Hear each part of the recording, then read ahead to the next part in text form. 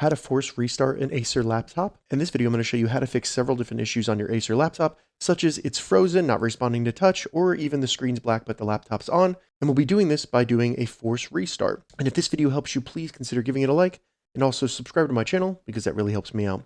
So a force restart is really easy on a Windows 11 laptop. All you need to do is first find the power button, and on my Acer laptop, it looks like that in the top right, but it might look a little bit different or be in a different position over in the left side, the center, something like that.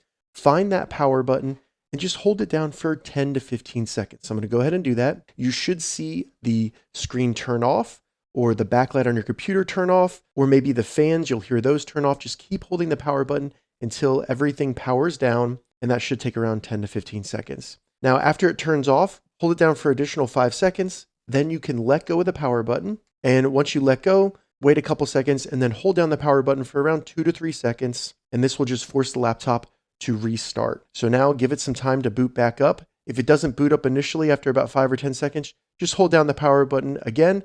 But as you can see right there, it booted up. And now we can log back into it after a forced restart. If this video helped you, give it a thumbs up and please consider subscribing to my channel.